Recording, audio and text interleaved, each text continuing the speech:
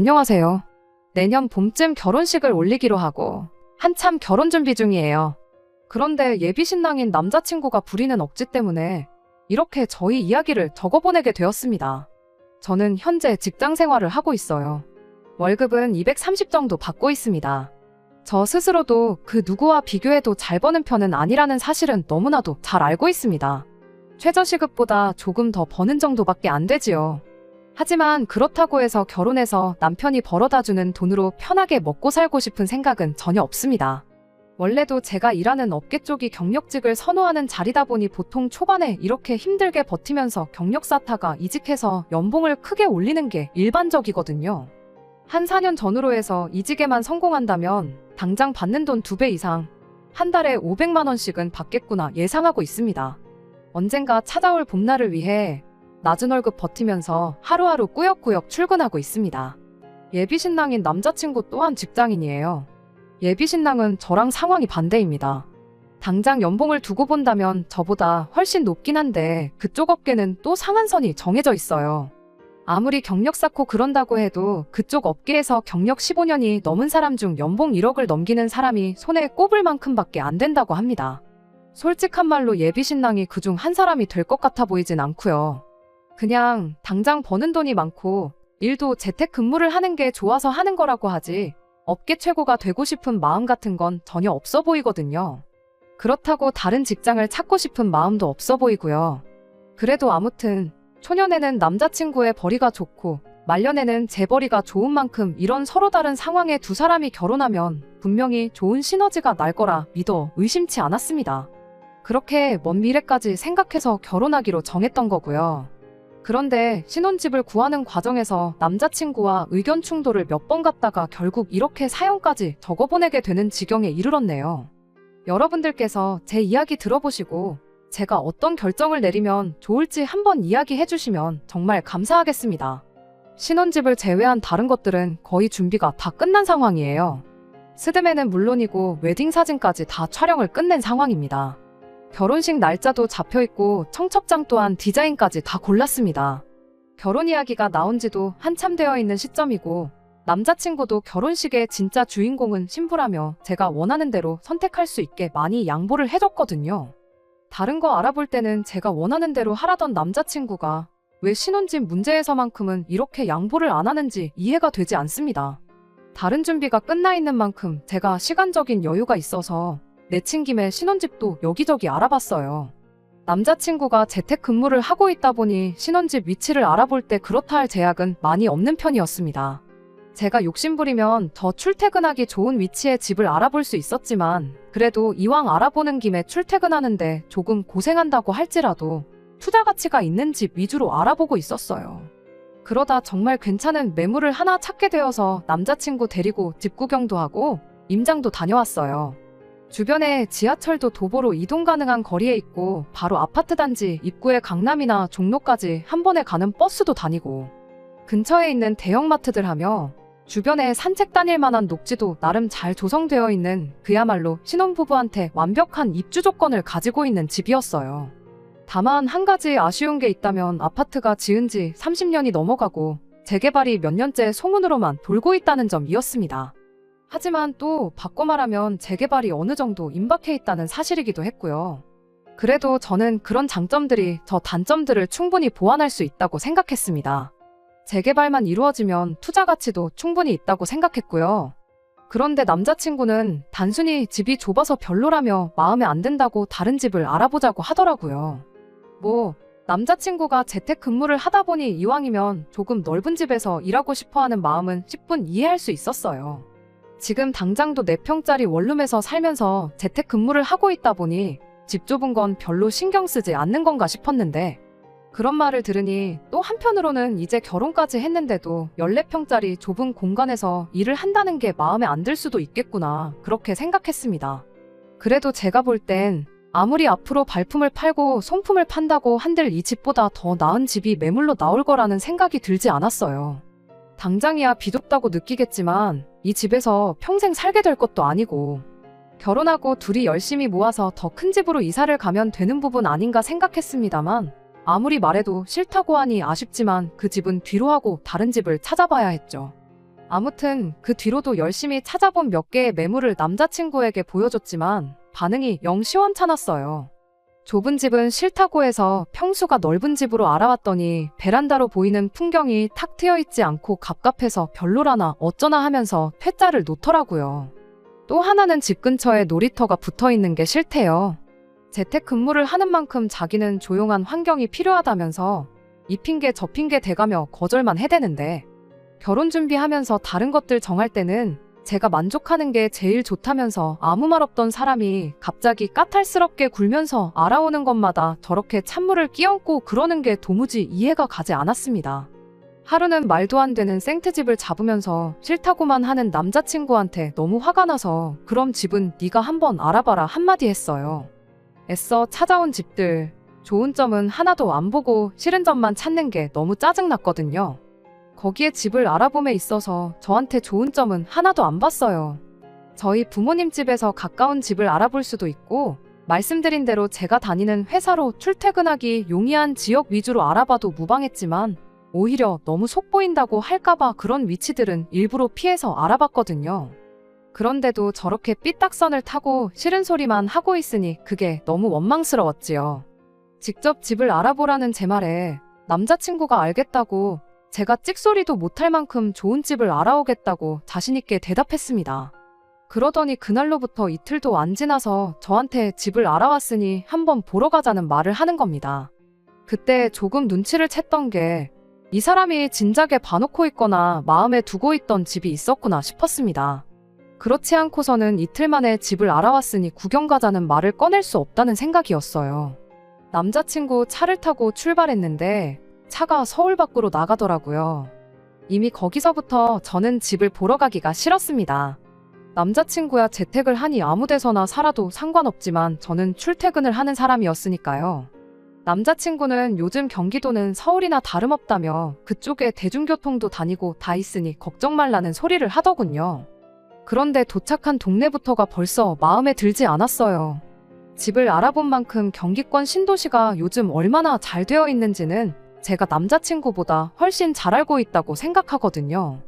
그런데 남자친구가 알아봤다는 동네가 신도시도 아니었어요. 신도시에 인접한 구도심의 아파트도 지은 지 오래되어 보였고 평수 또한 제가 그동안 알아봤던 집하고 비교했을 때 별반 차이가 없었거든요. 주변 시설이 있을 만한 건 다 있었지만 차 없이는 이동하기 힘들어 보였고요. 하지만 그 중에서도 제일 마음에 안 들던 건 그 동네가 남자친구네 누나가 살고 있는 동네라는 점이었습니다. 대충 분위기 보아하니 누나가 우리 동네 살만해 한마디 했던 걸 가지고 다른 지역은 볼 것도 없이 이 동네로 정했구나 싶었어요. 어이없게도 남자친구는 예비신우가 가까이 사는 걸 이 집의 장점 중 하나라고 꼽더라고요. 가까이 있는 이웃이 먼 친척보다 낫다는 말 못 들어봤냐며 그 말은 곧 가까이 있는 가족이 가까이 있는 이웃보다 훨씬 더 좋다는 이야기나 마찬가지라는 궤변을 늘어놓더라고요. 누나가 가까이 사는 만큼 앞으로 우리가 무슨 일이 있을 때 도움받을 일이 많을 거라는 소리를 하는데 그 소리를 들으니 정말 더더욱이 거부감밖에 들지 않았습니다. 사실 남자친구의 누나, 그러니까 예비신우하고는 별로 좋은 기억이 없거든요. 양가 상견례 할 때도 누가 부르지도 않은 자리 따라 나와서 분위기 파악도 못하고 양가 부모님 아무 말도 없는데 나서서 예단이니 어쩌니 그런 이야기 꺼낸 사람이에요. 상견례 이후로는 벌써 예비신우라고 시짜지를 하고 다니는데 정말 꼴불견의 밥맛이었습니다. 얼마 전 일인데 제가 일 때문에 잠깐 2박 3일 일본에 출장을 다녀올 일이 있었어요. 당연히 남자친구한테도 출장이라고 말했는데 남자친구가 그걸 예비신우한테 말을 했었나 봐요. 난데없이 저한테 연락이 오더니 일본에를 간다고 들었다며 시간 되면 자기 필요한 것 좀 사다 줄 수 있냐고 묻더라고요. 솔직히 내키지는 않았지만 일 마치고 잠깐 짬내서 굳이 예비신우께 아니라 주변 사람들 챙겨주려고 쇼핑을 다녀올 계획은 있었거든요. 그래서 일단은 알겠다고, 하지만 일하러 가는 것이니만큼 못 사올 수도 있다고 했죠. 그런데 필요한 거라고 적어준 걸 보니 기가 차서 웃음도 안 나오더라고요. 자기 필요한 화장품부터 시작해서 백화점에는 근처에 갈 일도 없는데 명품까지 적혀 있었어요. 군것질거리는 어디 회사에 무슨 제품 무슨 맛까지 아주 구체적으로 적혀 있기도 했고요. 심지어 자기가 일본을 다녀오는 것도 아니고 제가 다녀오는 건데 자기 주변 사람들 줄 기념품까지 사다 달라고 하는데 정말 웃기지도 않았습니다. 적힌 대로 다 사다 줄 생각도 없었지만 적혀있는 거 대충 계산해보니 500만 원으로는 택도 없을 만큼이었어요. 화장품에 명품이 껴있다 보니 돈이 많이 필요했는데 어차피 예비신우가 먼저 저한테 돈을 건네줄 것처럼 보이지도 않아서 대충 사다 달라는 과자 한 봉지 정도만 사가면 되겠구나 싶었습니다. 아니나 다를까 일하느라 바빠서 막상 뭐 사러 돌아다닐 시간이 안 됐어요. 마지막 날에 부랴부랴 이것저것 다 파는 잡화점 들러서 주변 사람들 줄 선물 사러 들어갔죠. 다행히 예비신우가 사다 달라던 과자를 거기서 팔길래 그거 하나는 건져올 수 있었네요. 그리고 공항면세점에 마침 신우가 이야기했던 화장품 매장이 있길래 화장품까지 살 수 있었어요. 이 정도면 제가 충분히 할 수 있는 만큼 이상을 했다고 생각했는데 막상 예비신우는 못 사올 것 같으면 사온다는 말을 하지 말지 사람 잔뜩 기대하게 만들어 놓고 이게 뭐냐는 식으로 저를 원망하기 시작했어요. 제 딴에는 최대한을 했다고 생각했는데 원망 섞인 소리를 들으니 기분 좋을 일이 하나 없었죠. 그런데 그 와중에 예비신우가 한다는 소리가 제가 약속을 안 지켰으니 그걸로 화장품은 자기가 그냥 갖겠다고 하는 겁니다.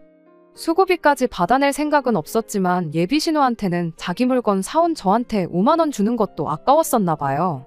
어이가 없어서 화장품이야 돈 안 주실 거면 그냥 중고장터에 팔면 된다고 그냥 필요 없으시면 말라고 하고 그냥 들고 돌아왔습니다. 그 후로는 저한테 삐진 건지 따로 연락도 안 하고 그랬어요. 연락 없이 지내는 게 저한테는 더 좋은 것도 모르는지 그렇게 모르는 사람인 척 지내면 제가 겁먹을 줄 알았나 봐요. 차라리 안 보고 지내는 게 앞으로 결혼 생활에 있어서 득이면 득이겠구나 싶어서 일부러 저도 연락 안 하고 모르는 사람인 척 지냈던 건데 아무튼 그만큼 좋은 기억 하나 없는 예비신우랑 같은 동네에 신혼살림을 차리다니 거부감 말고는 달리 다른 생각이 들지 않았죠.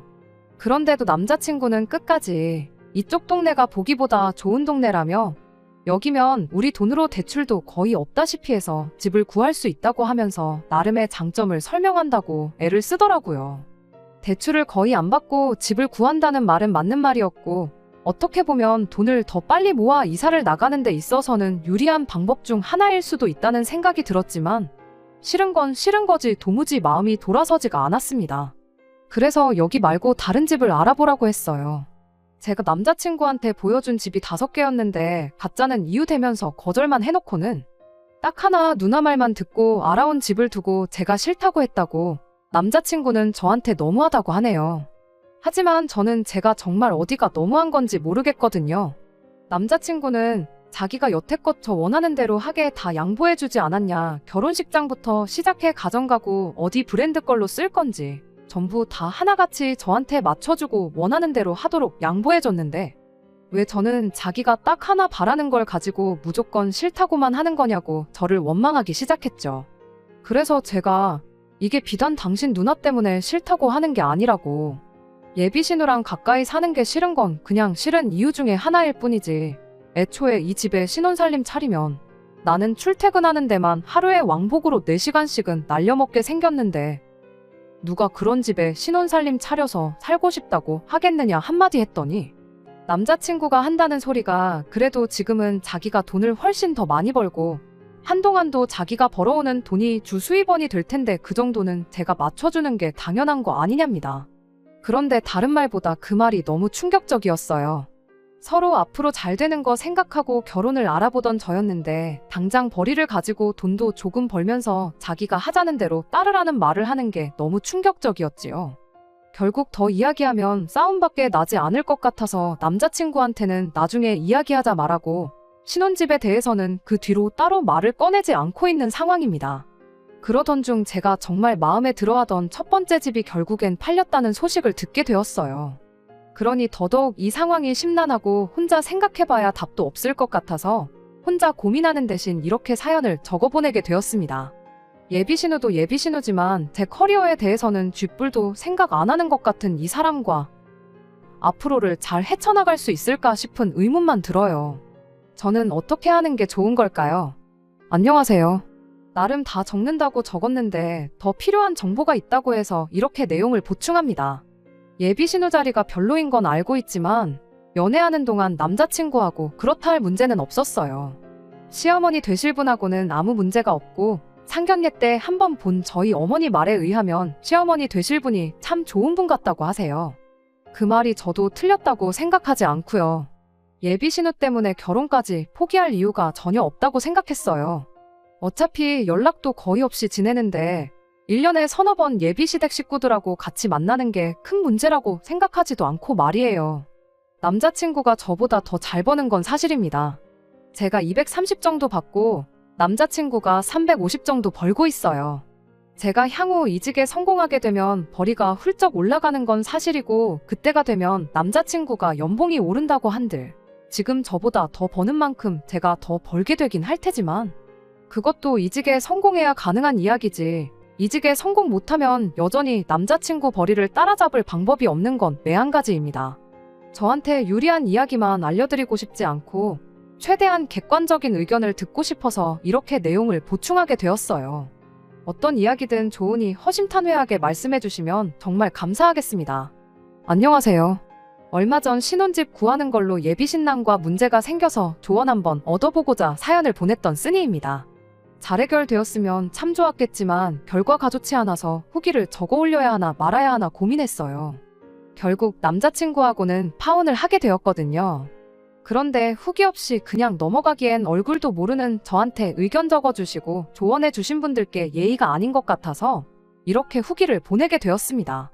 지금 다시 생각해도 처음부터 그 시커먼 속내를 여태껏 숨기고 저랑 결혼을 준비했다는 그 사실만 생각하면 온몸에 소름이 다 돋을 정도입니다. 의견 보내주신 어떤 분 말 맞다나 자기가 더 잘 버는데 못 버는 네가 따라야 되지 않겠냐는 말을 꺼냈을 때부터 이 결혼을 처음부터 다시 생각했어야 했던 건데 예비신우 사는 동네만 피하면 되는 거 아니냐는 생각에 제 인생에 돌아오지 않을 몇 주를 고민하고 스트레스 받으며 허송세월 보냈는지 모르겠네요. 아무튼 그날 이후 남자친구한테는 확실하게 그 동네에는 신혼살림을 차릴 생각이 없다고 확실하게 이야기를 했어요. 남자친구가 몇 번이고 생각 좀 다시 해보라는 말을 꺼내왔지만 저도 독하게 나가야지 어물쩡거리다가는 진짜 거기에 신혼살림을 차릴 수도 있겠다는 생각이 들어서 단호하게 나갔습니다. 그렇게 2주 정도 지났나 남자친구가 포기를 한 건지 다른 집을 알아왔다고 그 집을 보러 가지 않겠냐는 연락을 해왔어요. 끝까지 예비신우랑 한 동네 사는 걸 고집할 줄 알았는데 다른 집을 알아놓았다니 정말 예상 밖이었습니다. 그렇게 남자친구를 만나서 새로 알아봤다는 집에를 다녀왔어요. 어디인지 위치를 안 알려주길래 또 새로 집을 알아왔다는 게 말장난이고 같은 동네에 있는 다른 아파트겠구나 싶었는데 경기권인 건 마찬가지였는데 다른 방향으로 가길래 그거 아니겠구나 싶었습니다. 그런데 역시 그 집까지 가는 과정이 좋지만은 않았어요. 안 그래도 제가 출퇴근 문제를 이유 삼았는데도 불구하고 예비신우 사는 동네보다 더 깊은 곳으로 들어가기 시작했으니까요. 고속도로에 터널 몇 개를 지나가는데 이런 동네에 살았다간 출퇴근은 다 했구나 싶었습니다. 그런데 남자친구가 자꾸 서울까지 대중교통으로 1시간밖에 안 걸리고 근처에 지하철역도 있다고 자꾸 고집을 부리더라고요. 찾아보니 서울까지 전철로 1시간 거리는 거짓말은 아니었어요. 문제는 역까지 가는데 걸리는 시간, 그리고 배차 시간 같은 건 전혀 고려하지 않은 시간이었다는 게 문제였지요. 열차 간 배차 시간도 길고 왕복으로 4시간 걸리는 건 마찬가지였거든요. 그런데 남자친구가 자꾸 그 집에 가보면 마음이 달라질 거라면서 구경이라도 한번 해보자고 막무가내로 그 집에 저를 데려갔어요. 데려간 집은 비교적 신축의 아파트였어요. 차 없으면 주변에 아무것도 없다고 봐도 무방한 그런 위치에 투자 가치라고는 눈꼽만치도 없는 그런 집이었습니다. 다만 주거 환경만큼은 단연코 으뜸이라고 해도 무방할 정도였어요. 공기 좋지, 집 깨끗하지. 무엇보다 베란다에서 보이는 탁 트인 전경은 서울 아파트 숲에서는 절대 볼 수 없을 만큼 무릉도원이나 다름없었습니다. 심지어 평수도 50평이 넘었고 꼭대기층이라서 위로 2층, 옥탑 개념으로 보너스 공간도 있었어요. 남자친구 하는 말이 이 2층을 자기가 일하는 공간으로 꾸미면 딱 좋겠다고 하더라고요. 2층 공간도 통창의 뷰가 엄청 좋았습니다만 역시나 너무 남자친구가 자기 혼자만 생각한 이기적인 선택이라는 건 변함없었어요. 재택근무하는 자기한테만 좋은 거지 결국 제 커리어는 눈꼽만큼도 생각하지 않는다는 소리잖아요. 그렇지 않고서야 이렇게 먼 곳에다 신혼살림을 차릴 생각을 하겠나요? 그런데 남자친구는 자꾸만 아파트 광고 전단지를 보여주면서 여기 적혀있는 것 좀 보라고, 서울까지 1시간이면 간다는데 뭐가 문제냐며 어깃장을 부리기 시작했습니다. 열차가 뭐 집 앞까지 마중 나와준다냐, 그리고 내가 역에 도착하면 도착하는 대로 뜨는 것도 아니지 않냐고, 배차 간격은 생각도 안 하고 전단지 문구만 보고 말도 안 되는 소리 하지 말라고 한마디 해주고, 직접 보여줘야 인정을 하겠구나 싶어서 핸드폰으로 아파트 이름을 검색을 했죠. 그런데 그때까지는 그냥 엄청 외진 곳에 있어서 집값이 우리 예산만큼 되는가 보다 했는데 집값부터가 어마무시하더라고요. 그리고 2층 보너스 공간이 있는 만큼 다른 매물에 비해 가격도 높은 편이었고요. 그래서 서울까지 걸리는 시간을 보여주는 것보다 집값부터 짚고 넘어가는 게 맞겠구나 싶었죠. 그리고 남자친구가 애초에 처음부터 예비 신우집 근처에 신혼집을 구하자고 했던 이유를 알게 되었어요. 남자친구가 말하길 사실 이 집에 우리만 사는 게 아니고 같이 살 사람이 있다는 이야기를 하더라고요. 애초에 둘이서 보너스 공간이 있는 50평 집에 사는 것부터가 말이 안 되지 않았냐고 하면서 예비 신우네랑 같이 돈을 합쳐서 이 집을 살 예정이라는 겁니다. 어차피 이 집이나 그 집이나 누나네가 하는 가게에서 그렇게 먼 거리가 아니고 자기도 재택근무를 하다 보니 이렇게 탁 트이고 공기 좋은 곳에서 일을 하는 게 일하는데 더 효율도 좋다는 거예요. 남자친구한테 자꾸만 누나랑 가까이 살 생각에 정작 중요한 걸 놓치고 있는 것 같은데 왜 자꾸 결혼해서 같이 살 사람인 나를 빼먹고 당신만 생각하느냐 따져 물었습니다. 내가 미쳤다고 내 출퇴근 거리를 늘려가면서까지 예비신우 근처에서 혹은 예비신우랑 한 집에서 살겠냐고요. 그랬더니 남자친구가 짜증을 내면서 그까짓 거 돈 얼마나 버는 직장이라고 미련을 갖고 있냐고. 막말로 230이면 최저시급 받는 거랑 별반 차이도 없는데 그냥 이 동네에 신혼살림 차리고 편의점 같은 데서 일해도 그 돈은 버는 거 아니겠냐는 소리를 하는 거예요. 아니면 20만 원 더 쳐줘서 월급 250 정도 받게 만들어줄 테니까 누나네 가게 가서 일하면 되는 거 아니냐입니다. 그럼 너는 지금보다 벌이가 늘어나서 좋고 나도 일하기 더 좋은 환경에서 일하게 돼서 좋고 누나네도 같이 살면 급할 때 저한테 조카도 맡길 수 있고 아니면 어줍잖은 사람 데려다 쓰는 것보다 믿을 수 있는 가족을 직원으로 두는 게 더 이득 아니겠냐고 입에 거품을 물더라고요. 제가 이직 이야기를 꺼냈더니 자꾸 말도 안 되는 소리 하지 말라고, 이직이 말처럼 쉬운 줄 아냐고, 그렇게 개고생하다가 이직 못하면 너는 젊은 청춘 쥐꼬리만한 월급 받으며 날려버리게 되는 거 모르냐며 짜증을 내는 겁니다. 이뤄지지도 않을 꿈을 가지고 헛물키지 말고 현실을 살라고 충고를 해주는데 제 꿈을 포기하면서 이런 사람하고 결혼하는 것만큼 내 인생에 있어서 멍청한 선택은 없겠다 싶더라고요. 그래서 그냥 남자친구한테 나 말고 니네 누나랑 살라고 한마디 해주고 나왔어요. 남자친구가 그제서야 저를 쫓아나와서는 집에는 어떻게 갈 거냐길래 이제서야 내 걱정을 해주냐고 아주 몸둘바를 모르겠다 말하고 남자친구가 말하는 그 서울까지 1시간 걸린다는 자랑스러운 전철 타고 집에 왔네요. 배차 간격도 안 지켜지고 집까지 2시간 넘게 걸려서 도착했는데 진짜로 그거 타고 출퇴근했다간 성격도 버리고 제 꿈이고 뭐고 다 포기했을 것만 같았습니다. 결혼 안 한다고 말하고 때려치고 나온 게 천만다행이다 싶었죠. 그 뒤로 남자친구한테 몇 번 연락이 왔는데 싹 다 무시했어요. 제가 가끔 연락을 하기는 했는데 그건 다 여지껏 결혼 준비하면서 예약해놓은 거 위약금 물어내야 하니 돈 보내라는 말할 때 뿐이었습니다. 그래도 안 준다고 뻐기지는 않고 필요한 금액 따박따박 보내주는 게 얼마나 다행이던지요. 그러던 중 얼마 전에 업계에서 나름 알아주는 회사에서 저를 스카우트하고 싶다는 연락을 받게 되었습니다.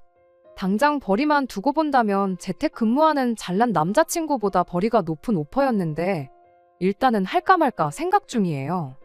제가 목표하는 회사보다는 밸류가 조금 떨어지는 회사인데 당장 벌이 생각하면 옮기는 게 100번 맞지만 일단 한번 이직하면 또 옮기기가 뭐해서 말이죠. 남자친구한테 전화해서 이제 내가 너보다 더 잘 벌게 됐는데 어디 여전히 누나랑 한 집에 살자는 소리 또 할 수 있겠냐고 따져 물을까도 했는데 너무 유치한 것 같아서 그러지는 않았습니다. 괜히 제가 여지를 준다는 느낌도 받게 하고 싶지도 않았고 정이 떨어질 만큼 떨어졌으니까요. 대신 얼마 전에 남자친구와 저를 동시에 알던 지인한테서 남자친구 소식을 듣게 되었어요. 당장에 저만 오케이 하면 누나랑 같이 한 집에 살 것처럼 굴더니 아직도 그 4평짜리 작은 원룸에서 혼자 지내고 있다고 하네요. 이사 간다는 말 같은 거 없었냐? 뭐 그런 걸 물어봤더니 얼마 전에 집 계약을 연장했다고 들었다고. 이사를 나가도 올해는 아닌 것 같다는 말을 해주는 걸로 보아 예비 신우도 파혼당해 혼자 된 동생을 굳이 한 집에 데리고 살고 싶지는 않는가 보다 싶어요. 애초에 처음부터 싼 값에 자기 가게에서나 자기 애 돌봐줄 때 부려먹을 수 있는 제가 주 목적이었던 거지, 동생이라고 특별히 우애가 좋아서 한 집에 같이 데리고 살 만큼은 아니었나 봐요. 돈 얼마 더 버는 거 가지고 생색내는 사람하고 결혼해봐야 좋은 꼴 못 봤을 텐데 거기에 성질 더러운 신우까지 모시고 살아야 할 뻔까지 했던 거니 정말 이 파혼이라는 결정이 더할 나위 없이 잘 내린 결정이라 생각합니다. 그리고 제가 이런 결정을 내리기까지는 제가 처음 사연 보내줬을 때 단도직입적으로 제가 현실 파악을 할 수 있게 강한 조언을 해주신 분들 도움이 컸다고 봐요. 그 조언 아니었으면 아마 파혼은 꿈도 못 꿨을 테고 어떻게 남자친구한테 질질 끌려다니면서 내 인생 내 팔자를 내 손으로 꼬아놓았을 테니까요. 이 후기를 끝으로 저한테 조언해주신 모든 분들께 감사 인사를 전하고 싶네요. 오늘부터 다시 저도 목표해놓은 제 꿈을 이루기 위해 더욱더 노력하며 살겠습니다. 끝까지 들어주셔서 감사합니다. 오늘의 사연은 여기까지입니다. 구독과 좋아요, 알람 설정 부탁드리고 더 좋은 사연으로 다시 찾아뵙겠습니다. 감사합니다.